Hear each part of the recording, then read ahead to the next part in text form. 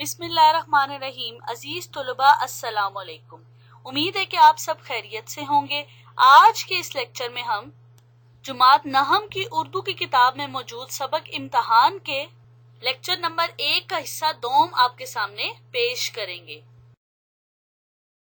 सबक इम्तहान मिर्जा फरतुल्लाह बेग की एक खूबसूरत और मज़ाहिया तहरीर है, जिसमें मज़ाह के साथ साथ एक इस्लाही पहलू को भी उजागर किया गया है। अब हम चलते हैं लेक्चर नंबर 1 के हिस्सा अव्वल के मुख्तसर से तारुफ की जानिब। लेक्चर नंबर 1 के हिस्सा अव्वल में सबसे पहले हमने मुसन्निफ यानी मिर्जा फरतुल्लाह बेग का तारुफ पढ़ा। मिर्जा फरतुल्लाह बेग आला पाया के इंशा परदास, मज़ाह निगार और कादरुल कलाम शायर हैं। उनकी वजह शोहरत उनकी मज़ाहिया तहरीरें हैं, लेकिन साथ साथ उन्होंने तहकीकी और तनकीदी मुकदमा निगारी में भी बड़ा काम किया। इसके अलावा लेक्चर नंबर 1 के हिस्सा अव्वल की वीडियो में सबक इम्तहान के आधे हिस्से की पढ़ाई और वजाहत भी की गई। इस हिस्से में मजमून निगार अपनी लॉ क्लास के इम्तहान की कहानी बयान कर रहे हैं। इस हिस्से में बताया गया है कि मजमून निगार इम्तहान से नहीं घबराता, क्योंकि वो पढ़ाई की तरफ बिल्कुल तवज्जो नहीं देता और कमरा इम्तहान में इमदादे गैबी का मुंतजिर रहता है। इसे अपने दोस्तों पर हंसी आती है जो इम्तहान के दिनों में सब कुछ भूल भाल कर इम्तहान की तैयारियों में मसरूफ रहते हैं। मजमून निगार अपने घर वालों को भी धोखा देता है। घर वाले समझते हैं कि हमारा बेटा अलग बैठकर पढ़ाई में मसरूफ है, लेकिन वो मीठी नींद के मजे लूट रहा होता है। असल में मिर्जा फरतुल्लाह बेग ने यहाँ इन तालिब इल्मों को तनकीद का निशाना बनाया है जो पढ़ाई से कोसों दूर भागते हैं, लेकिन इम्तहान में शरीक हो जाते हैं और पढ़ाई के दिन वो फजूल किस्म के मशगलों में गुजार देते हैं और इम्तहान के दिनों में नाजायज ज़राए इस्तेमाल करने की कोशिश करते हैं, लेकिन नतीजतन आखिर में उन्हें नाकामी का सामना करना पड़ता है। आज के लेक्चर के उन्वानात सबक की बकिया आधे हिस्से की पढ़ाई और मुश्किल अल्फाज के मायने पर मुश्तमिल होंगे। तो चलिए अजीज तुलबा, आइए देखते हैं कि मजमून निगार अपनी लॉ क्लास के बारे में मजीद क्या बयान करते हैं।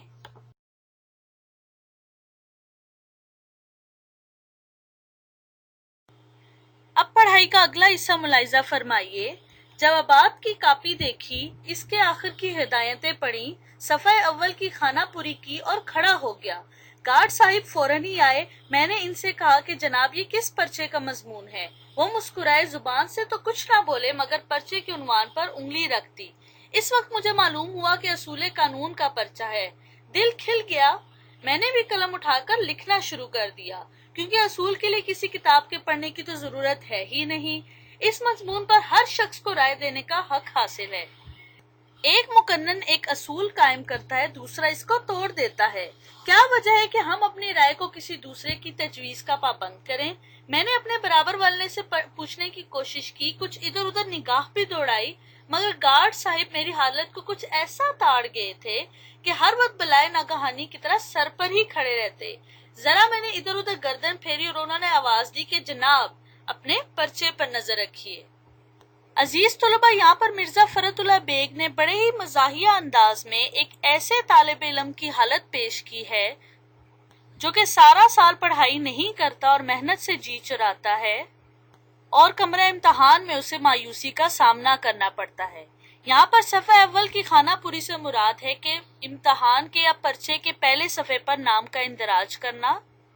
वो कहते हैं कि मजमून के बारे में जब मैंने निगरान से पूछा तो उसने मुझे कुछ बताए बगैर उन्वान पर उंगली रख दी। तब मुझे मालूम हुआ कि यह असूले कानून का पर्चा है। फिर मैंने भी खुशी से लिखना कर दिया, क्योंकि असूल लिखने के लिए किसी पढ़ाई की तो जरूरत होती ही नहीं है। यहाँ पे मुकन्नन से मुराद है कानून बनाने वाला। जब मैंने साथ वाले से पूछने की कोशिश की तो गार्ड साहब ने मुझे सख्ती से कहा कि अपने पर्चे पर नजर रखें और अचानक आने वाली मुसीबत की तरह मेरे सर पर खड़े रहे। आगे देखिए, जब दूसरों से मदद मिलने की तवक्को मुनक़ता हो गई तो मैंने दिल में सोचा कि चलो इन गार्ड साहिब से ही पूछें। मैं खड़ा हो गया। वो आए। मैंने दरियाफ्त किया कि जनाब इस दूसरे सवाल का क्या जवाब है। वो मुस्कुराए और कहा मुझे मालूम नहीं। میں نے کہا یہ برابر والے بڑے زور سے لکھ رہے ہیں، انہی سے پوچھ دیجئے، اور اگر آپ کو دریافت کرتے ہوئے لحاظ آتا ہے تو ذرا ادھر ادھر ٹہلتے ہوئے تشریف لے جائیے، میں خود ہی پوچھ لوں گا۔ مگر وہ کب ہلنے والے تھے، کتب ہو گئے۔ ان کا مسکرانا پہلے تو اچھا معلوم ہوتا تھا، لیکن پھر تو آخر میں زہر ہو گیا۔ میں واللہ سچ کہتا ہوں کہ اگر تمام عمر قلبی نفرت مجھے کسی سے ہوئی ہے تو انہی صاحب سے ہوئی ہے۔ غرض اس طرح یہ تمام دن امتحان کے گزر گئے۔ یہاں پر مرزا فرت اللہ بیگ طنز و مزاح کو شامل کرتے ہوئے کہتے ہیں کہ جب دوسروں سے مدد ملنا مشکل ہو گیا تو میں نے گارڈ صاحب سے ہی سوال کا جواب پوچھا، لیکن انہوں نے بھی مسکراتے ہوئے انکار کر دیا اور اپنی جگہ سے بالکل بھی نہ ہلے تاکہ آگے پیچھے سے میں مدد حاصل کر سکوں۔ یہاں پر وہ کہتے ہیں کہ مجھے تمام عمر ایسی نفرت کسی سے بھی نہ ہوئی ہوگی جتنی اس وقت ان سے ہوئی۔ آگے دیکھیے، لیکن آپ سمجھ سکتے ہیں کہ ایسے ظالم کے ساتھ ایسی حالت میں ایک حرف بھی نہ یاد ہو، پورے 6 گھنٹے گزارنے کیسے مشکل ہوں گے۔ میں تو ہر روز آدھا گھنٹے کے بعد ہی کمرے سے نکل آتا، لیکن مصیبت یہ آن پڑی کہ والد صاحب روز 11 بجے سے آ جاتے اور نیچے سین میں بیٹھے رہتے۔ اب میں جلدی باہر آ جاتا تو جو رعب میں نے 2 سال کے عرصے میں قائم کیا ہوا تھا وہ سب ہوا ہو جاتا۔ اس لیے کہرے درویش بر جانے درویش، آخری وقت تک امتحان کے کمرے میں بیٹھا رہتا، اور جب نیچے اترتا تو والد صاحب سے پرچے کی سختی کی ضرور شکایت کرتا۔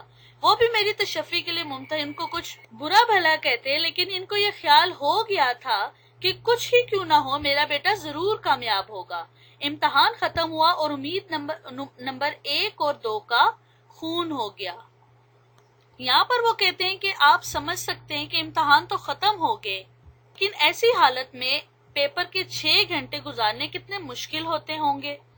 میں تو آدھے گھنٹے بعد ہی کمرہ امتحان سے باہر آنا چاہتا تھا، لیکن ایک اور مصیبت آ گئی کہ والد صاحب روز 11 بجے ہی صبح آ کر بیٹھ جاتے۔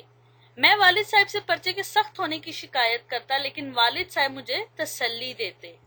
یہاں پر کہرے درویش پر جانے درویش سے مراد ہے کہ ایسی حالت میں بندہ کسی پر غصہ نہیں نکال سکتا، بلکہ اپنے اوپر ہی غصہ نکال کے خاموش ہو جاتا ہے۔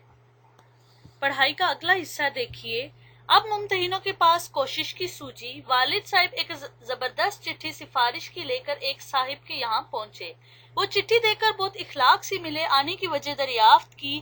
والد نے عرض کیا کہ خادم زادہ اس سال امتحان میں شریک ہوا ہے، اگر آپ کوشش فرمائیں تو خانہ زاد ہمیشہ ممنون احسان رہے گا۔ وہ بہت ہنسے اور دوسرے لوگ جو سلام کو حاضر ہوئے تھے فرمانے لگے، یہ عجیب درخواست ہے، ان کا بیٹا تو امتحان دے اور کوشش میں کروں۔ بندہ خدا اپنے لڑکے سے کہو کہ وہ خود کوشش کرے۔ یہاں پر مصنف کامیابی کے حصول کے لیے ایک اور ناجائز ذریعے کو سامنے لاتے ہوئے بیان کرتے ہیں کہ جب مضمون نگار کو کمرہ امتحان میں ناکامی کا سامنا کرنا پڑا تو اس نے اپنے والد کو سفارش کے لیے راضی کر لیا۔ وہ سفارشی خط لے کر ایک صاحب کے پاس گئے۔ یہاں پر مضمون نگار کے والد اپنے آپ کو خانہ زاد یعنی کہ انکساری سے عاجزی سے غلام کہہ رہے ہیں، اور ساتھ ہی وہ کہہ رہے ہیں کہ میرا بیٹا یعنی کہ خادم زادہ اس سال امتحان دے رہا ہے تو آپ کوشش کریں تو وہ امتحان میں کامیاب ہو جائے گا، لیکن انہوں نے سفارش کرنے سے انکار کر دیا۔ آگے دیکھیے، بیچارے بڑے میاں ایسے نادم ہوئے کہ پھر کسی کے پاس نہ گئے۔ کچھ عرصے کے بعد نتیجہ بھی شائع ہو گیا اور کم ترین جملہ مضامین میں بدرجہ اعلیٰ فیل ہوا۔ خبر نہیں کہ وہ کون سے بھلے مانس ممتحن تھے کہ انہوں نے 2 نمبر بھی دیے، باقی نے تو 0 ہی ڈالا۔ والد صاحب کو بہت رنج ہوا، دکھ ہوا، نمبروں کی نقل حاصل کی اور بالآخر یہی رائے قرار پائی کہ کسی بدماش چپراسی نے بدل دیے۔ جب سفارش پہ کام نہ آ سکی تو بڑے میاں یعنی کہ مضمون نگار کے والد صاحب بہت زیادہ آزردہ ہو گئے، پریشان ہو گئے، شرمندہ ہو گئے۔ پھر جب نتیجہ سامنے آیا تو مضمون نگار بری طرح تمام پرچوں میں فیل ہو گیا۔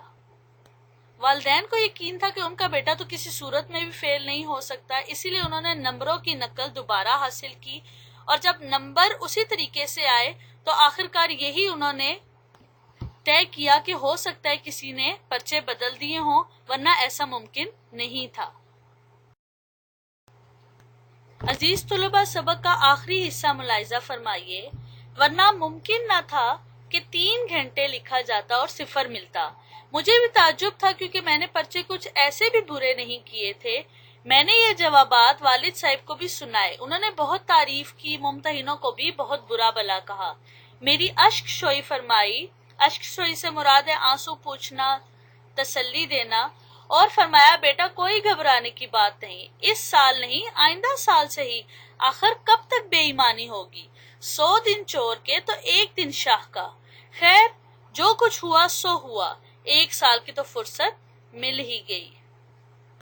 آخرکار والد صاحب نے تمام ممتحنوں کو بہت برا بھلا کہا کیونکہ ان کی نظر میں ان کا بیٹا کسی صورت میں فیل ہو ہی نہیں سکتا تھا، اور انہوں نے آخرکار بیٹے کو تسلی دیتے ہوئے کہا کہ آئندہ بھی امتحان دیا جا سکتا ہے، اس میں گھبرانے کی کوئی بات نہیں۔ والد صاحب کے خیال کے مطابق چونکہ ان کے بیٹے کے ساتھ ناانصافی ہوئی تھی، لہٰذا ناانصافی کرنے والے یعنی کہ چور ایک نہ ایک دن پکڑے ہی جائیں گے۔ خیر جو کچھ ہوا سو ہوا، مضمون نگار کو 1 اور سال مل ہی گیا۔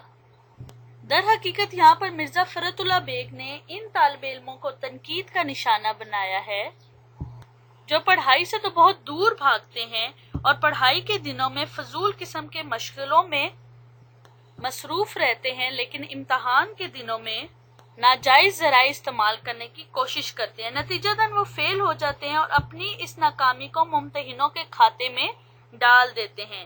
بظاہر وہ گھر والوں کی نظر میں پڑھاکو ہوتے ہیں، اسی لیے گھر والے بھی انہیں تسلی دیتے ہیں اور انہیں دوبارہ امتحان کے لیے آمادہ کر دیتے ہیں۔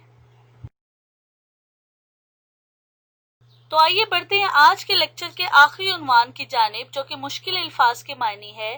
ان الفاظ کو سیکھنے سے طلباء کو سبق سمجھنے میں آسانی ہوگی۔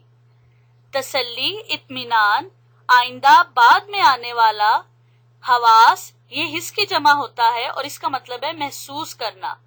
مختل، گڑبڑ یا بگڑ جانا، سیر ہونا، بھرنا، کورس، تعلیم کا زمانہ یا درسی کتاب کا حصہ، تکمیل، مکمل ہونا، مشغلے، تفریح یا کھیل تماشے، کان کترنا، سبقت لے جانا، کامیاب ہو جانا یا بازی لے جانا، جوں جوں، جیسے جیسے۔ رتی، یہ تول کا سب سے چھوٹا پیمانہ ہوتا ہے اور اس کا مطلب ہوتا ہے بہت تھوڑا۔ مجمع، گروہ، لا کلاس، قانون کی جماعت۔ مستغرق، ڈوبا ہونا، گم ہو جانا، کسی چیز میں ڈوب جانا۔ دشواری، مشکل، فرق آنا، پہلی جیسی بات نہ رہنا۔ صداقت نامہ، ثبوت کا خط۔ تقاضا، مطالبہ کرنا۔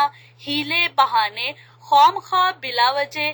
دکھ سے مراد ہے تنگ ہونا، ناراض یا آزردہ ہونا۔ خدا خدا کر کے، مشکل سے۔ شبانہ روز، دن رات۔ احتیاطاً، احتیاط کے طور پر۔ تدبیر، کوشش یا سوچ بچار کرنا۔ امداد غیبی، اس کا مطلب ہے غیب سے مدد ملنا، پوشیدہ مدد یا چھپی ہوئی مدد۔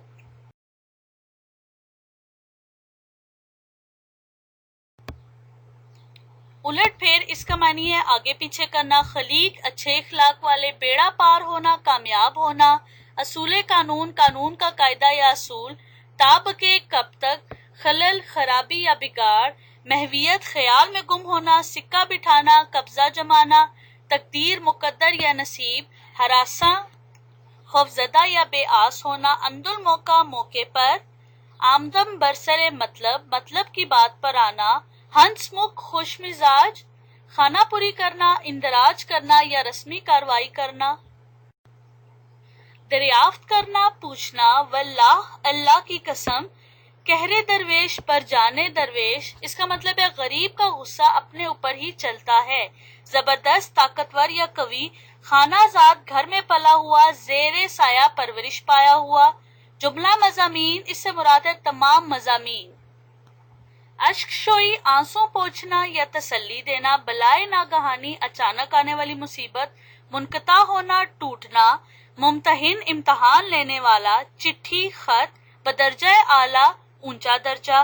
بھلے مانس، شریف۔ تعجب، حیرانی۔ تشفی، تسلی۔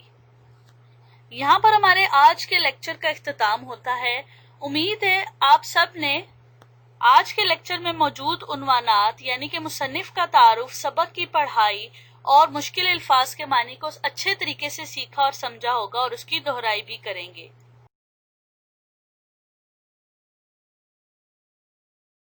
اپنا بہت سا خیال رکھیے گا۔ اللہ تعالیٰ آپ کا حامی و ناصر ہو۔ اللہ حافظ۔